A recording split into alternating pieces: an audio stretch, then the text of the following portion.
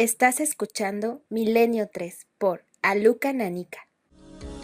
3 y 7 minutos. Esta música espacial del maestro Vangelis me recuerda que mañana en Cuarto Milenio tenemos una visita ilustre, Pedro Duque ni más ni menos, porque vamos a hablar, ¿verdad?, de conciencia cósmica, de qué les ha pasado a esas personas que han visto nuestro planeta desde fuera. Hay una historia hermosa, pero no la voy a contar ahora, de la primera foto, la primera vez que la humanidad se vio a sí misma reflejada en mitad de la negrura. Hubo cambios potentes. Ahora nos parece algo habitual, pero en 1968 llega la primera foto de la Tierra en mitad del espacio. Y muchos, no me extraña, sintieron un profundo flash, algo que les conectaba con el resto del universo. Pero mañana también en Cuarto Milenio, menudo debate, Área 51 y un montón de cosas más. Lo más importante ahora esta noche en Milenio 3, reiterando nuestro agradecimiento, qué cantidad de gente de Chile que nos escribe. Amigos de Chile, sabemos que estáis ahí, muchísimas gracias, un país lleno de misterios, y si podéis ayudarnos y aportarnos nuevas claves sobre todo lo que ha ocurrido, genial, porque nuestro compañero Javier Sierra estará allí en unos días, será nuestro cronista de excepción, pero ahora el tiempo es vuestro. Milenio 3 responde, sabéis que hay esa vía de contacto, milenio 3 con número @cadenaser.com, para a lo largo de la semana ir dejando vuestras preguntas. Buscamos casos concretos, dudas que tengáis sobre algún tipo de sucesos, algún tipo de bibliografía, si queréis, algo concreto que no tenga que ver con la dinámica de los programas normales, de lo que se esté hablando de inmediato en ese día de actualidad. Y Javier Pérez Campos y Fermín Agustí irán ordenando esas preguntas e intentaremos escuchar vuestras voces y, si es posible, bueno, es un reto, responderos. Comenzamos. Hola, buenas tardes, soy Javier de Madrid. Mi pregunta es relativa a un caso que sucedió en Argentina, creo que recordar que fue en el 2008, y se trata de un columpio que no paraba de balancearse, y me gustaría saber si la cosa sigue igual, si se investigó, si al final se supo que era un fraude o no. Muchas gracias a todos, un abrazo. Gracias a ti, amigo, y creo que te refieres al columpio de Fermat en Argentina. Fue una gran noticia, hubo vídeos. Yo no sé, Carmen, si tú tienes más noticias porque seguiste ese tema con cierto interés. Sí, esto comenzó en el año 2007 en Fermat, en una pequeña localidad de la comarca de Santa Fe, en Argentina. Era un columpio que se movía él solo y en cambio los de al lado no se movían. Decían los lugareños que allí se había matado un niño hacía pocos años y creían que era el espíritu del niño que todavía se balanceaba. Pues bien, hace poco fue un programa estadounidense que se llama Fraude o Verdad, y estuvieron haciendo todo tipo de pruebas, desde poner un hilo invisible para ver si era así como movían el columpio.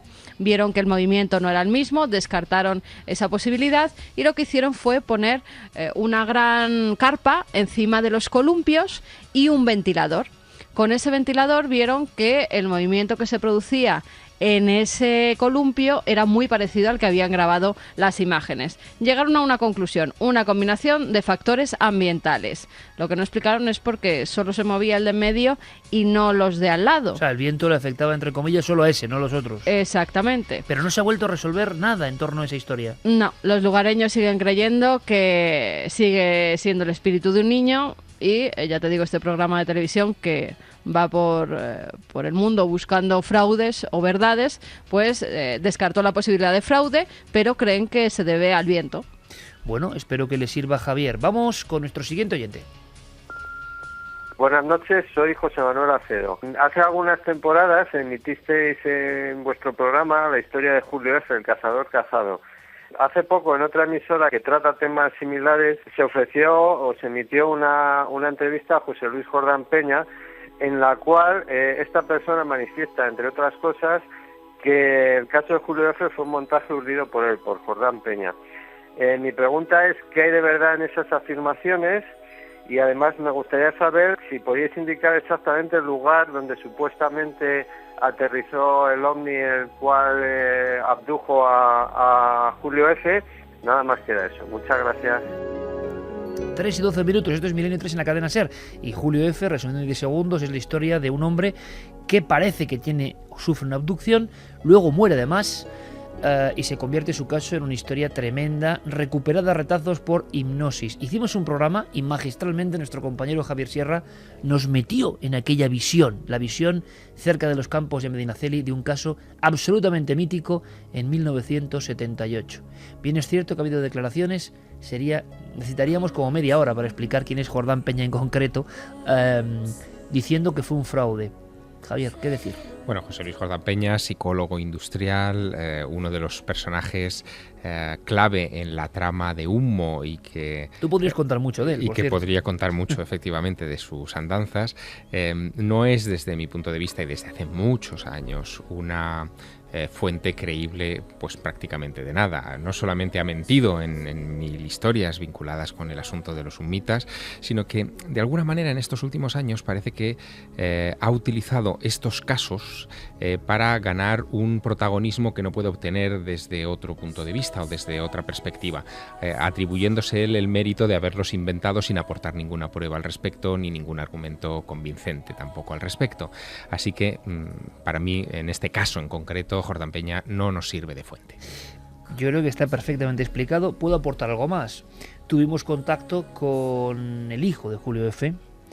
Y realmente cómo contaba lo que vivió su padre y cómo su padre estuvo vinculado a esa historia, para mí vale mucho más que el testimonio, sea cual sea el fenómeno de fondo de esta historia. Pero cómo lo vivió, ¿no? Su padre y su tío, en otro caso, dos familiares, cómo alguien quedó totalmente prendado de esa historia y vivió convencido de lo que le había ocurrido, no casa con alguien que dice que ahora es un fraude y además solo tenemos su palabra.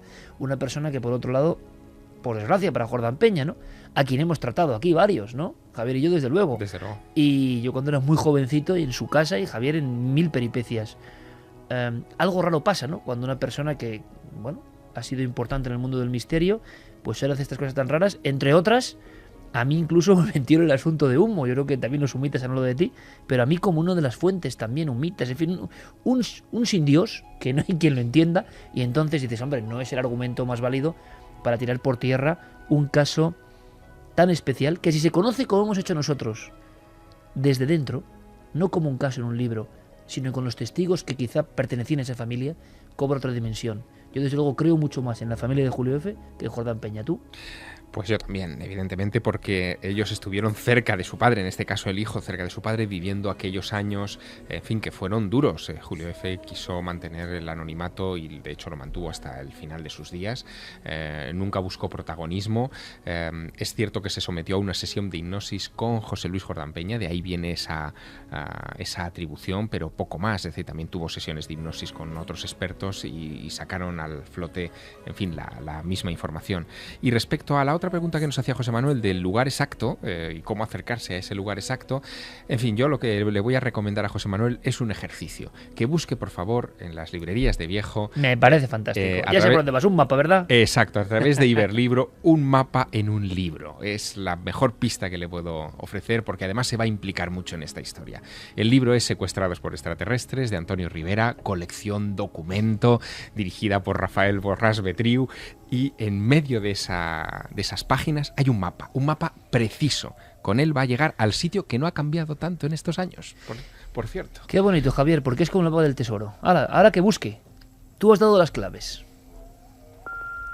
Buenas noches, soy José Guis de Biar, en Alicante, y me gustaría preguntaros acerca de las supuestas pirámides que en 2005 dijo haber encontrado en Bosnia el doctor Semiros Managic, ya que, bueno, se han hallado, pues parece que pavimentos, unos túneles, algún objeto, pero la verdad es que durante 8 años no parece que la cosa, pues acabe de salir a la luz.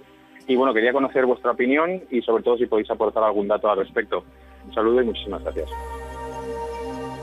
Sinceramente no creo que se pueda aportar mucho, ¿no? Hacemos un paneo rápido, compañeros. Las filmaciones que trajo allí nuestro compañero entonces, Luis Álvarez, eran muy polémicas. Mi opinión personal, hemos conocido investigadores españoles que estaban vinculados, mi opinión personal es que hay mucho deseo de ver pirámides y yo no sé si hay pirámides. No me extrañaría, podía haber, ¿por qué no?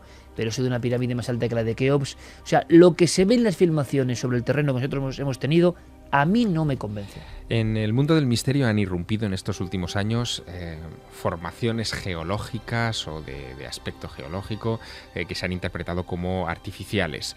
Hay casos muy notables, por ejemplo, Yonaguni en Japón, esas ruinas, o entre comillas, sumergidas en el mar del Japón, cerca de las islas Ryukyu, que siendo examinadas por Robert Schoch, un importante geólogo de Boston, en un principio fueron identificados como de carácter artificial, y después el propio Schoch, haciendo nuevos análisis y nuevas prospecciones en el lugar, dijo que se trataba de unas formaciones geológicas extrañas, pero geológicas, que no había nada natural.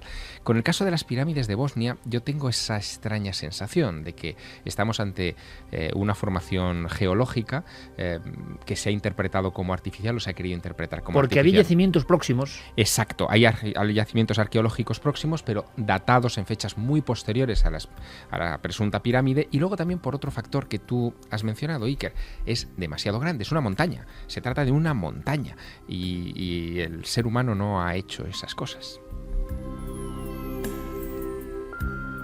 Buenas noches, soy Juan Antonio de Barcelona. Mi pregunta es la siguiente. Me refiero a las psicofonías del infierno obtenidas por el profesor Germán de Argumosa en 1965. Si se siguió investigando, ¿por qué no ha trascendido la investigación? Si no, ¿por qué no se investiga más? Gracias y un abrazo. Está muy bien esto, qué directo. Algunos miembros que estamos aquí del equipo hemos podido escuchar la psicofonía del infierno, entre comillas, completa, y es bastante impresionante. Le voy a dejar a Carmen que dé su impresión, porque la escuchamos gracias a Santiago Vázquez, que, por cierto, quizá luego aparezca repentinamente y vais a entender por qué lo digo, aunque ya desvelo parte de la sorpresa, pero claro, es así. ¿Qué impresión te causó, Carmen, la psicofonía del infierno escuchada? Yo la he escuchado un par de veces, primero con unos compañeros que tenían un programa de radio local en Radio Hortaleza y que fueron aquí entrevistados, que fue un programa muy seguido, porque les impresionó el día que Argumosa, recién sacada, aquella grabación de unos 10 minutos y otra versión más larga todavía, acaba de ser obtenida. Pero luego Santiago, que hay que decirlo, para que tiene realmente la psicofonía del infierno original grabada por Argumosa, y que es tremendo el documento, tuvo la deferencia de venir a nuestra casa y ponernos la grabación. ¿Qué impresión tienes? Bueno, la deferencia o la mala idea, porque la verdad es que impresionaba. De verdad que sí, impresionaba bastante. Lo que pasa es que a mí me sonó más real que una psicofonía. Es decir, me parecía una mazmorra donde se estaban llevando a cabo algún tipo de ritual, de no sé cómo llamarlo, como si estuvieran azotando, como si estuvieran torturando a alguien. Tenía ese típico sonido de un sótano cerrado, como decía, una especie de mazmorra, y los gritos, los alaridos, es que parecían muy reales. Y una psicofonía tan larguísima es que no tiene ningún sentido. Donde la grabaron hacían algún tipo de prácticas en las que se podían emitir esa serie de gritos, de lamentos. Los ruidos metálicos, ¿no? Eran por los objetos que golpeaban. No lo sé, a mí es la sensación que me dio, más que algo extraño, algo paranormal, algo muy natural y hecho por el hombre. No lo sé, quizá una distorsión de eso. A mí no me parecía exactamente eso, pero sí algo que desde luego te dejaba con un mal cuerpo tremebundo, te quedabas mal de escuchar eso, y no sé qué, si era algo de ese tipo, como mencionaba, distorsionado, pero desde luego era una cosa muy extraña y de una expresión muy hosca y como muy maléfica. Nosotros lo que podemos decir es que si se puede, seguiremos la información. Por lo que hemos sabido, claro, la familia donde se origina todo esto es la primera que no quiere que se sepa esto. Hay una serie de leyendas urbanas que todos hemos creído que investigando se caen por su propio peso. Es una psicofonía que da, digamos, mucho juego para comentar, y es difícil incluso ponerla entera en un programa de radio. Pero nosotros, ojalá, queremos seguir la investigación y sobre todo acudir a ese lugar donde todo ocurrió. Eso sí, la psicofonía existe, está completa, porque mucha gente no lo creía, y es única en su género. Si podemos seguir investigando, pues daremos todos los datos, por supuesto. Seguimos. Buenas noches, soy Miguel Ojeda y llamo desde Sevilla. Mi pregunta concerniente a la existencia de una serie de jeroglíficos egipcios en Australia. Leí algo hace algún tiempo en alguna revista especializada y me gustaría que me dierais algunas indicaciones más. Muchas gracias. Se ha hablado mucho de jeroglíficos en otras partes del mundo. Yo no sé, compañeros, qué opinión tenéis. Este caso concreto, yo no lo conozco. Yo lo he leído en alguna revista, en concreto recuerdo haber leído esta historia de los jeroglíficos en Australia en Nexus, en la revista Nexus, que es una de las favoritas de Santiago Camacho. Australiana, de hecho. Australiana, de hecho. Y yo le confiero poca credibilidad. Como otros jeroglíficos en otras partes del mundo de este tipo. Sí, exactamente. Pero en este caso yo creo que tuvieron más eco por un misterio que es auténtico, que es real. Y es otra conexión australiana-egipcia, ¿no? Y es que tú habrás visto también, Iker, en el Museo Egipcio del Cairo, una colección de armas de mano del faraón Tutankamón, descubiertas en 1922 en su tumba, y que son boomerangs. Es decir, ahí evidentemente hay una conexión muy peculiar, porque no existe esa arma en otras latitudes, y sin embargo en Egipto está esa muestra colgada en una de las vitrinas del Museo del Cairo, casi como un op-art, ¿no? Como un objeto fuera de lugar. Pues ahí queda clarísima la opinión de Javier Sierra, que es otra pista, ¿no? Como antes la del libro, para que vosotros indaguéis. Milenio3 con número @cadenaser.com, y nuestros compañeros estarán prestos para recoger vuestras sugerencias, dudas, peticiones de bibliografía, lo que queráis. Aquí estamos para serviros como guías, si es posible, en ese autoaprendizaje, porque lo decíamos antes, hoy más que nunca uno puede indagar, puede complementar, de inmediato con un clic puede saber qué fue de aquel autor. Es que es increíble, y lo único que hace falta a veces es la pista concreta, como daba Javier de un libro con un mapa. Maravilloso. Javier, gracias, compañero. Dime. No tiene nada que ver, pero ahora que hablamos de cosas egipcias, es que justamente esta noche recibía un mail que me ha hecho mucha gracia, y es de una cosa egipcia. ¿Os acordáis de la estatuilla que sacamos en Cuarto Milenio que se movía? Claro. Que estaba en el Museo de Manchester, si no recuerdo mal. Sí. Así es. Bueno, pues la han pegado. Tiene pegatinas abajo, nos la han mandado un oyente. Qué bueno. Ha mandado la fotografía, como por debajo le han puesto una serie pues como de pegatinas para que se quede adherida al cristal y así no siga girando, no de vueltas. Qué bonito sería que la estatua se rebelase contra eso y siguiera moviéndose. Además, la estatua siempre dejaba su jeroglífico inscripción a la vista, era como si quisiera mostrar su nombre. Así a ver es. si le va a pasar algo, yo no creo que pase nada, pero a ver, han fijado algo que quería manifestarse, quién lo sabe. Una pegatina no basta para detener al misterio. Totalmente. Javier Sierra, compañero, mucha suerte en Chile, mucho éxito con Muchas nuestra gracias. gente en Chile y en Argentina. Sí, y en México y en Colombia. Madre mía, nos contarás cosas de sus países, ¿no? Por supuesto. Todo que lo que sí, esté ocurriendo. Por supuesto. Feliz viaje, Tráenos compañero. regalitos, Javi. Eso. Y Lo haré. buenas crónicas. Claro que sí, gracias. Un abrazo muy grande. Un abrazo. Y nosotros ahora vamos a otro viaje. Sabéis que la idea es viajar al epicentro, si es posible en 5 minutos, del alma, el pensamiento, a veces incluso con un toque de humor, ¿no? ¿Por qué no? Lo hace Diego Marañón e intenta conocer a ese grupo heterogéneo y heterodoxo que conforma el misterio en nuestro país. ¿Quién será hoy? Yo he dado alguna pista ya. El invitado. Buenas madrugadas. Identifíquese, por favor. Santiago Vázquez Gomariz.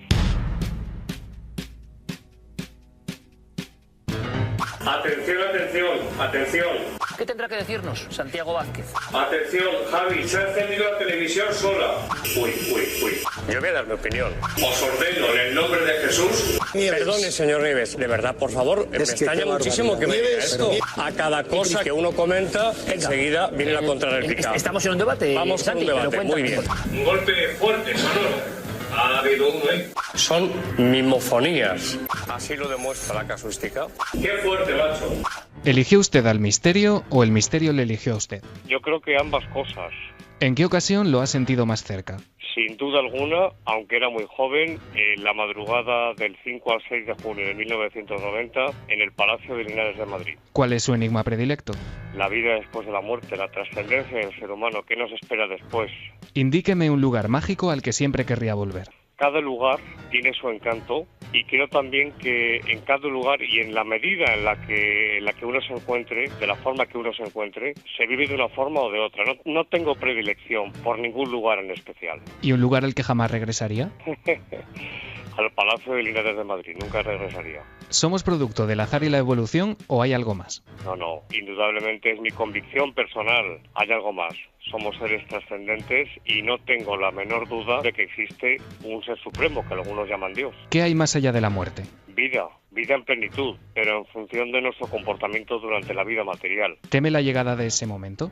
En absoluto. No tengo ningún miedo a la muerte. Lo único es que sí que tengo miedo al sufrimiento. ¿Supersticioso? Un poco. ¿Debería estar la parapsicología en la universidad? Debería estar en la universidad en España desde hace tiempo ya. Su padre fue uno de los pioneros en televisión española. ¿De tal palo tal astilla?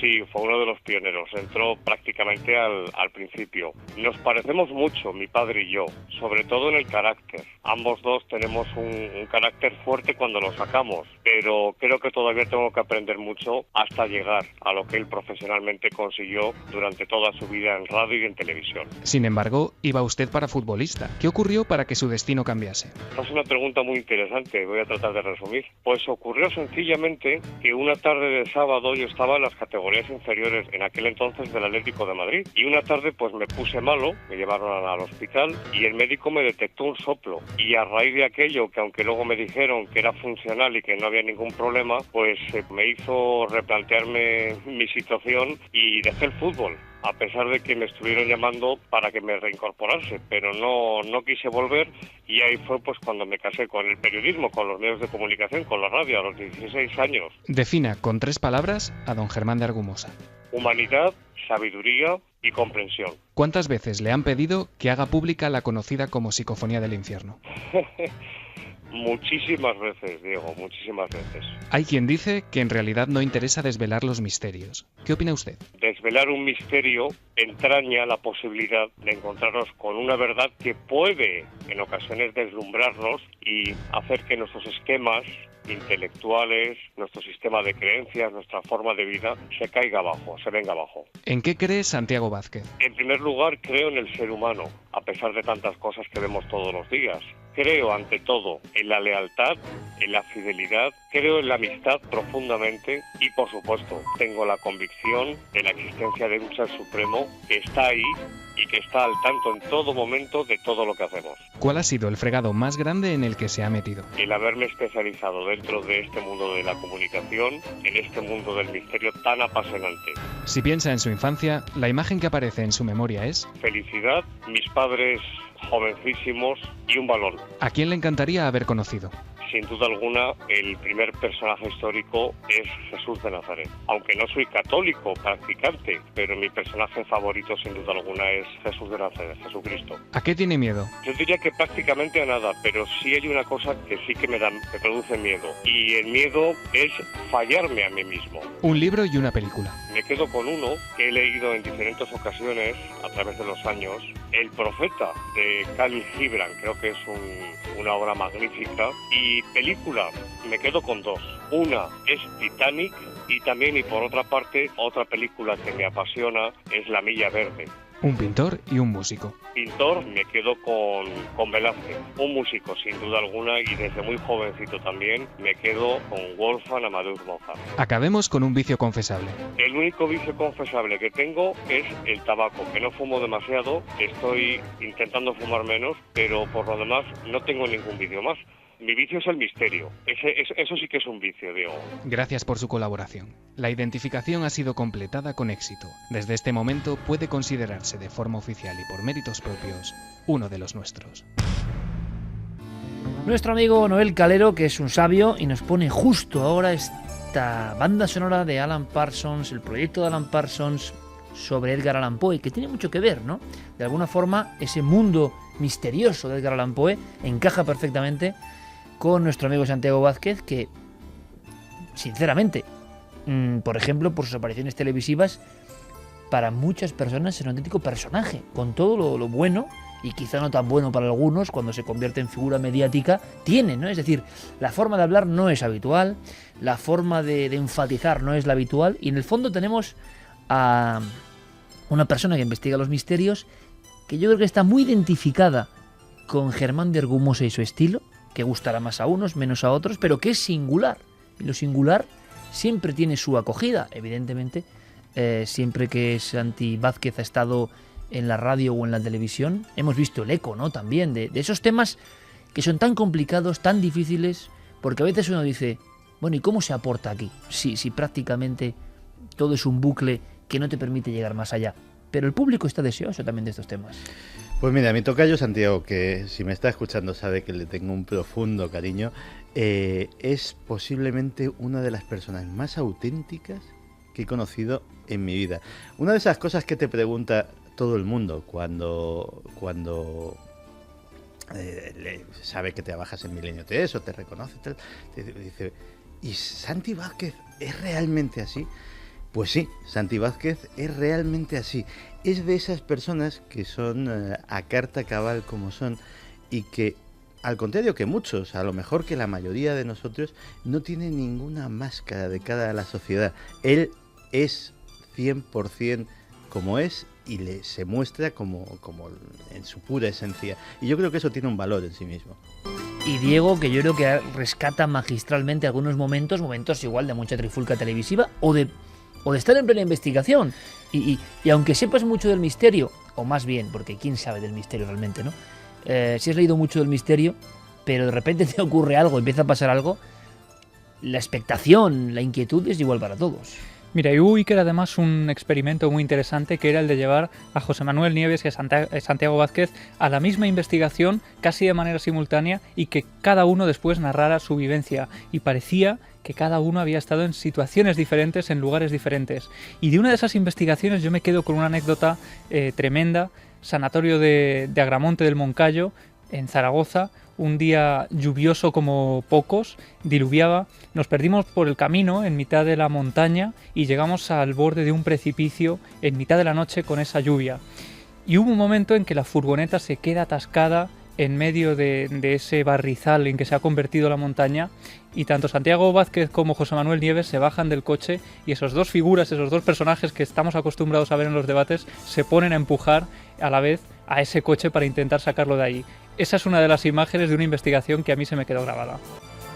Yo pude contar muchísimas imágenes, claro, hay momentos concretos investigando y la verdad es que no es fácil. Yo recuerdo también algunas reuniones en casa de Germán de Argumosa, bueno, pues como en su salsa, ¿no? Realmente en un mundo que tiene cabida hoy o no, el mundo evolucionado, es una especie de reliquia el mundo de Germán de Argumosa o no, bueno, eso cada uno tiene que pensarlo y valorarlo, pero lo cierto y verdad es que hay unas partes muy clásicas del misterio que siguen conectando con la gente porque la gente sigue necesitando respuestas. Ahora, muchas veces las respuestas no existen, no están, es muy complicado, es muy difícil. Asomarse al otro lado es un caos tan grande el que hay que es muy complicado. Siempre surgen además nuevos mitos. Por ejemplo, recientemente se está hablando mucho y no sé por qué, Javi, tú has pedido incluso ayuda. Sí. Hay un investigador también muy del estilo de Vázquez, incluso en la estética, digamos, Juan Villaseñor.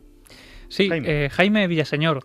Jaime Villaseñor, un personaje que escribía en las revistas de los años 90. Jaime, tú lo sabes bien porque has seguido también la pista. Perdón, no, es que yo le conocí. Tú llegaste a conocer a Villaseñor. Claro, él publicó varios, pues el número de reportajes en la revista Enigmas. ¿Qué época? Pues cuando yo era redactor jefe, 95, cuando estábamos Pero yo también estaba ahí, yo no le conocí. Pero tú eras más reportero, estabas más... yo estaba allí a pie de redacción con Fernando, con Jiménez del Oso, y claro, recibíamos a los colaboradores y evidentemente nos traían sus trabajos y Jaime era uno de ellos. Enigmático. Pues mira, le conocí bien porque compartíamos pasiones y temáticas, a él le gustaban también estas cosas de las conspiraciones, aprendimos mucho el uno del otro y Jaime, que espero que me esté escuchando, era un personaje torturado, digámoslo así, era el típico periodista maldito de alguna forma, pues era muy preso de sus pasiones, que las tenía intensas. Era un personaje un poquito acomplejado por algunas cosas. Tenía una psicología complicada. Pero ¿tú crees que era, como has dicho alguna vez, uno de los máximos sabios que de repente, vamos a decirlo, desapareció?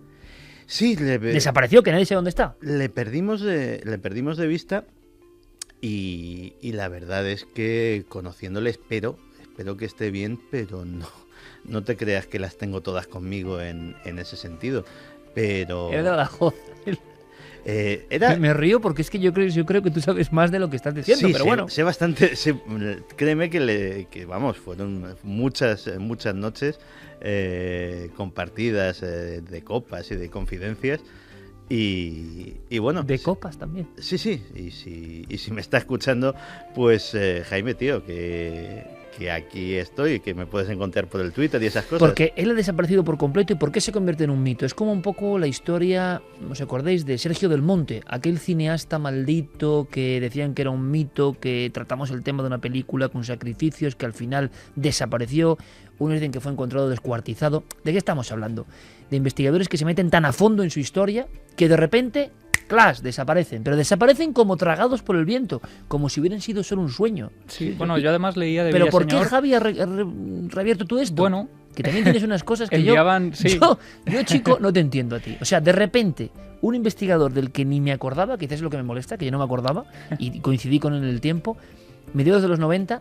¿Y por qué reabres esta manzana? Pues de repente ha caído en mis manos algo muy peligroso, ¿no? Es una colección de revistas de los años 90 que yo he estado ojeando casi febril todo el fin de semana y de repente uno va viendo pues la evolución de algunos investigadores, de algunos periodistas, compañeros, por fortuna, ¿no? Para mí hoy, pero de repente en todo ese listado, en esa amalgama de nombres que más o menos te suenan, aparece Jaime Villaseñor y siempre vinculado a reportajes muy polémicos que algunos han llegado, por lo que he visto, a vincular esa desaparición. Muy tipo Viñati, muy denunciando conspiración, sí, y adelantándose un poco en plan Chicho Ibáñez Serrador a lo que otros como Santi o demás harían años después. Claro.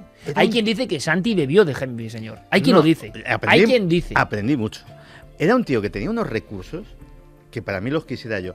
Era un poco argomosa en el aspecto. Mira, era capaz de coger un manual de bomberos americanos en el que efectivamente me lo enseñaba y estaba allí. Había un epígrafe que daba indicaciones, en un manual auténtico de entrenamiento de los bomberos americanos, y había un epígrafe que daba instrucciones para qué hacer si se estrellaba un platillo volante en una ciudad, verídico. Con eso te montaba un reportaje de 6 páginas y se quedaba tan ancho. Pero, o sea, es cierto, Javi, simplemente para terminar este asunto tan raro que no sé por qué me habéis metido en este bucle y a dónde nos va a llevar. Y si alguien, por favor, si alguien tiene datos, Jaime Villaseñor es el personaje del misterio, porque se dice como Francisco Aréjula, que apareció sin una gota de sangre en la cama. Se ha llegado a decir, Javi.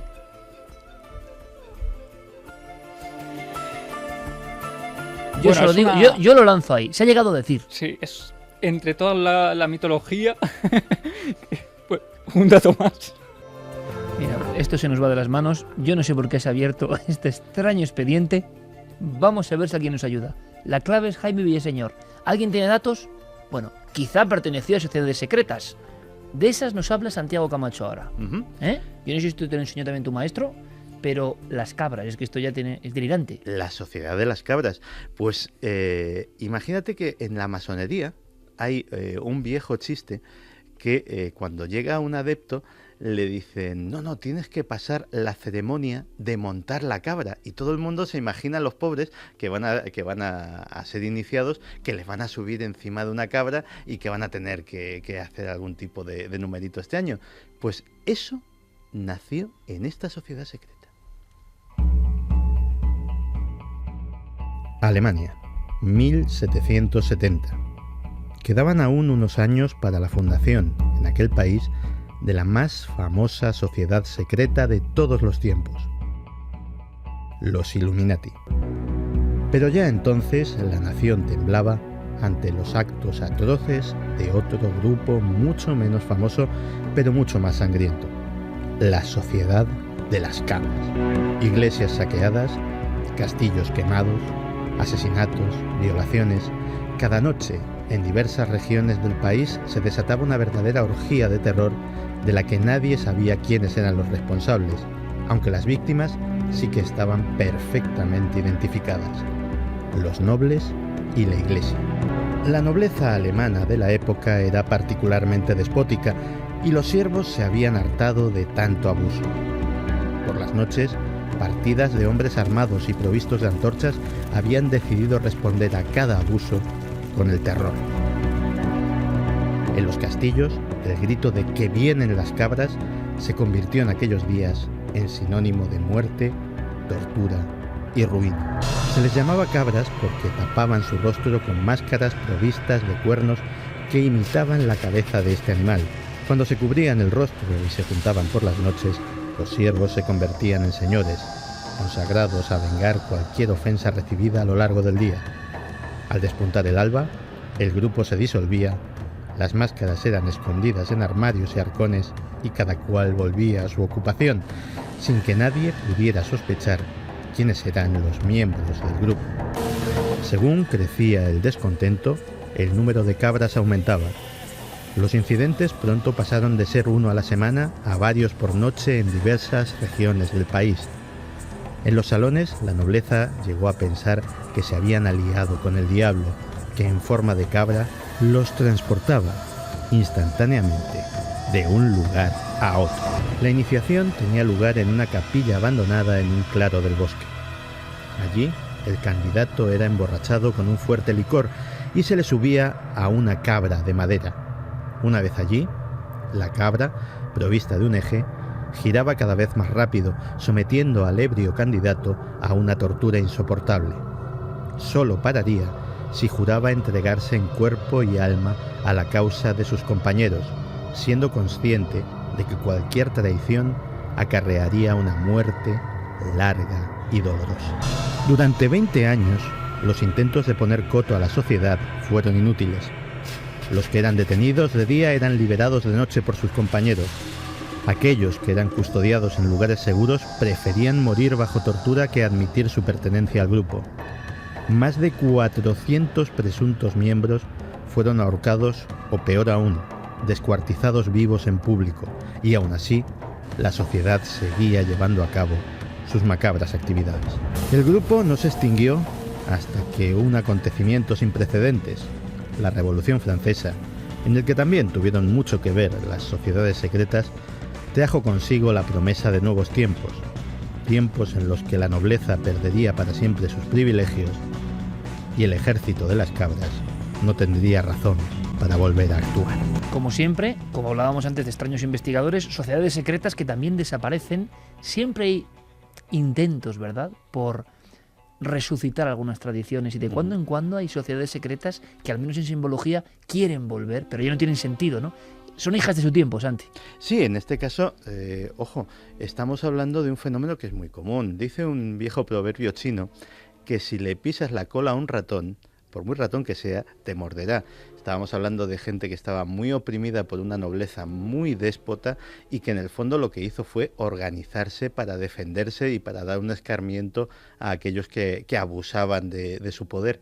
Fíjate que esta semana, en un sitio como es el Congreso de los Estados Unidos, una humilde estenógrafa, una humilde taquígrafa, ha montado una escena absolutamente inédita, denunciando que si el poder de los masones, que si el abuso del poder de los políticos norteamericanos, que si el alejamiento de Dios de una nación que en su billete de $1 pone en Dios confiamos.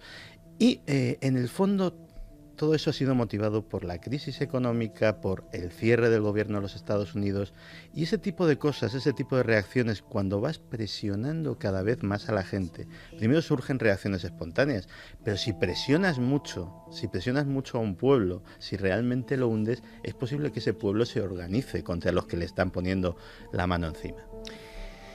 Nos queda una cosa, bueno, quedan muchas más cosas, pero bueno, vamos aprendiendo con Santiago Camacho esa historia no escrita, ¿no?, de los grupos secretos, sociedades secretas y ocultas de la historia y su influencia. Creo que aprendemos cada semana.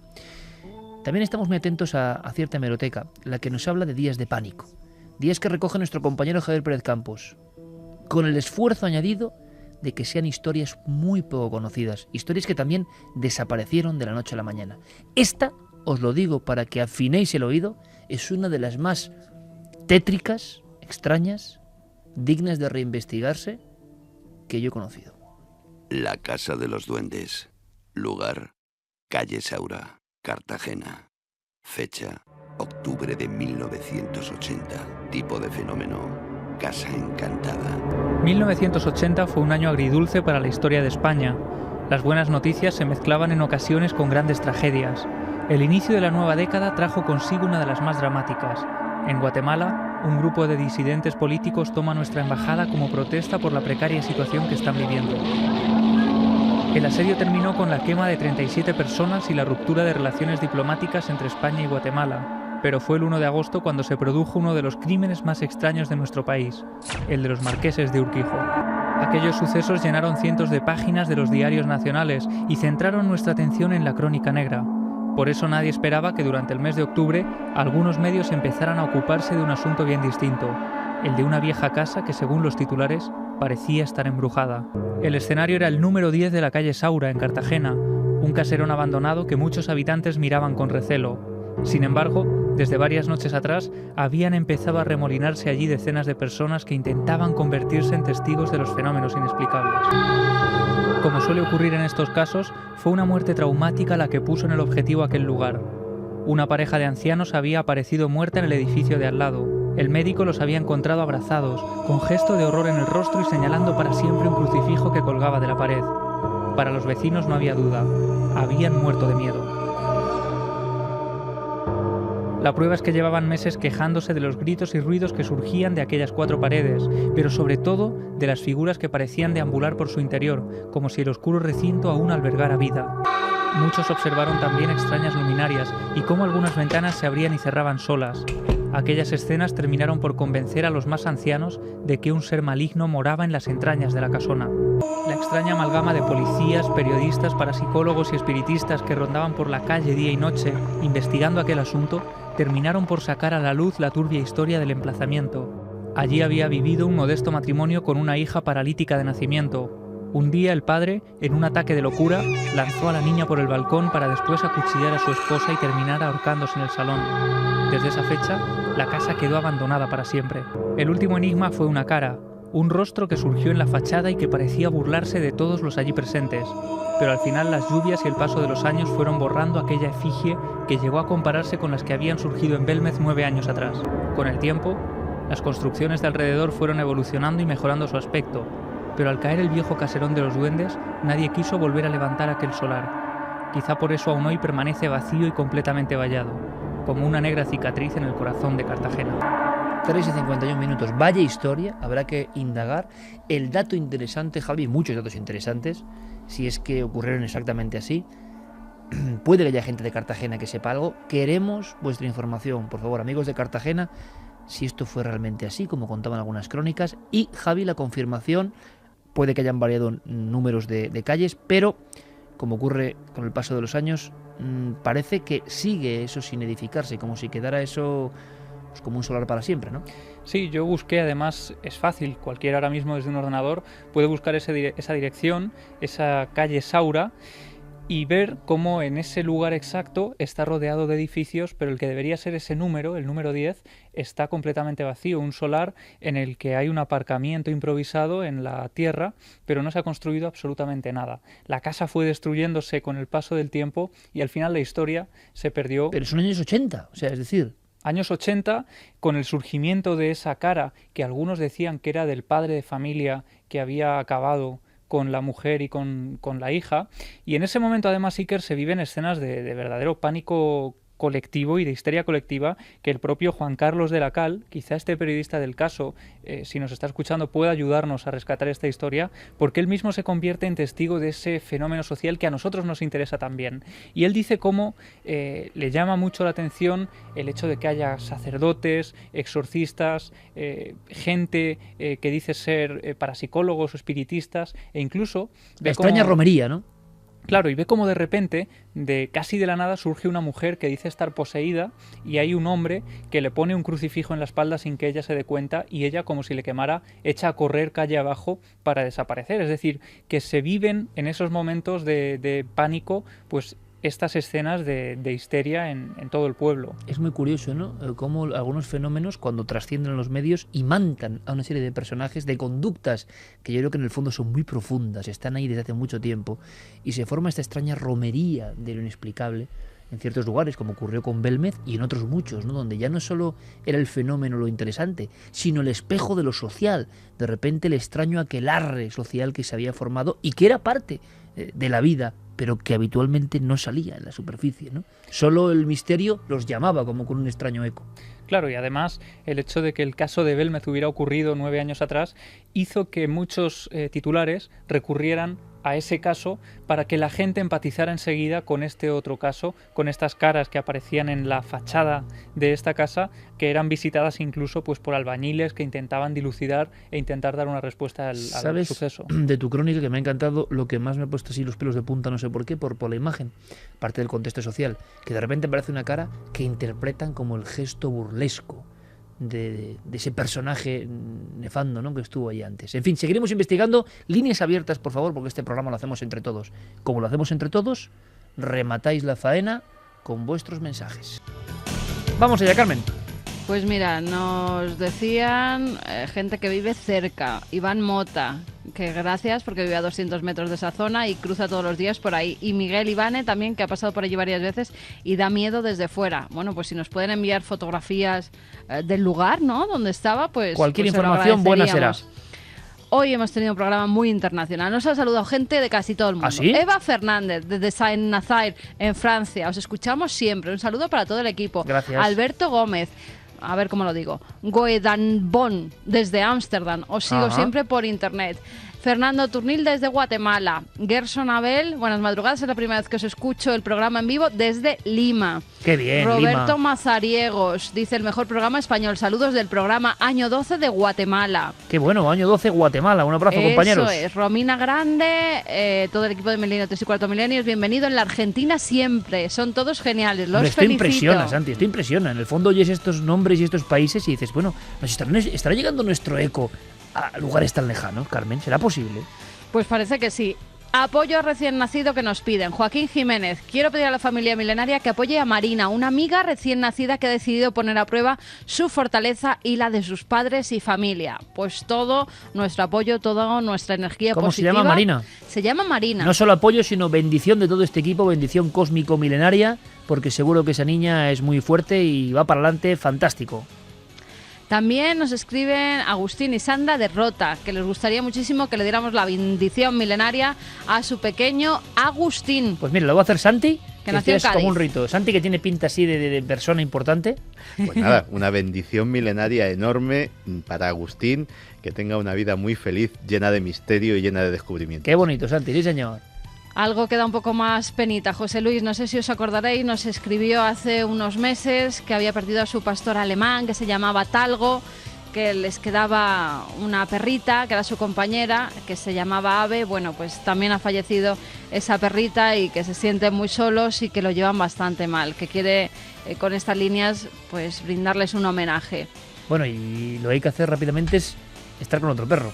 Por supuesto, es lo que hay que adoptar hacer, otro perrito, que hay muchísimos, de verdad. Y más hay ahora, muchísimos que están esperando. Nos escribe una cantidad tremenda de amigos y sobre todo amigas. Es curioso la cantidad de mujeres que se dedican a la ayuda a todo tipo de niveles, pero con los perros, con los animales que en este momento están siendo abandonados por miles, ¿no? Así que gracias a todos los que hacéis esa labor maravillosa y además, llena de luz, ¿no? Este amigo tiene un campo, tú fíjate los perritos que podrían estar pues felizmente corriendo. Hay que hacerlo. Y que no piensen una cosa, que es sustituir a sus otros perros, a Talgo y a Ave, que no, que es que ya verán como en estos nuevos que vivan la vida con ellos van a ver cosas de esos perritos que están mirando desde el cielo de los perros. Por cierto, que dentro de poco hablaremos de alguna aparición de mascotas, ya veréis qué interesantes. Javi tiene una información muy, muy, muy interesante. Nos escuchaban también en Argentina, decía un oyente, preguntó por el tema de la hamaca de Firmat de la provincia de Santa Fe. Al respecto les puedo informar que hasta el día de hoy no se ha encontrado explicación lógica de tal movimiento. El programa americano que informó que había encontrado la causa no informó la verdad, solamente dio una explicación pueril para que se cerrara su programa. Aún Suele se pasar. mueve toda la ciudad, puede verla y aún sin una explicación. Nos lo comentan desde allí. Desde allí, qué Desde grande. allí. Qué grande. O sea que el columpio todavía se mueve a día de hoy. Todavía se mueve. Wow. Y nos escriben desde Firmat. Sí. Jo, qué grande. De verdad. Muchas gracias. Bueno, pues lo que hacemos es acoplarnos. Nuestra nave radiofónica se prepara para viajar a otros mundos y volver en 7 días. Esperamos que paséis una feliz semana. Noel Calero, como siempre, muchísimas gracias. Gracias, Fermín, por todo el trabajo. Javi, que sigan tus extrañísimas búsquedas paralelas, que me tiene sorprendido, amigo. Y a ver si la gente nos puede dar claves. Carmen seguro que ha recuperado Carmen algún se ha mensaje, reído. alguna A información. mí no me metáis en este Igual embolado. conoció a Jaime Villaseñor. Dice Que ya os Santi habéis tiene metido una foto. vosotros solitos en el Santi, que jardín. tiene una foto, dice. Algunos lo Claro, tú no relacionan con estabas el nunca en la Villaseñor. redacción. con el Villaseñor pintor de Ciudad Real. Extrañísimo. Sí, pintor. porque podría ser de Puerto Llano. Sí, Puerto Llano él. No es tontería, pero hay quien lo dice, hay quien traza el nexo. Es un nombre manchego, ¿eh? Sí, Villaseñor, totalmente. Gracias, Javi. Gracias, un abrazo. Santi, hasta mañana. Mañana nos vamos a Nevada, al área 51. Ni más ni menos. Mañana área 51, mañana Pedro Duque en Cuarto Milenio y mañana un montón de cosas para seguir aprendiendo. Mañana Museo de las Curiosidades de Cuarto Milenio. ¿Y qué más? Hay muchísimas cosas mañana. Un testimonio terrible. Un testimonio, sí, tremebundo, de verdad, de esos que ponen los pelos de punta. Seguimos en la SER, nosotros nos vamos, hasta dentro de 7 días. Sed muy felices.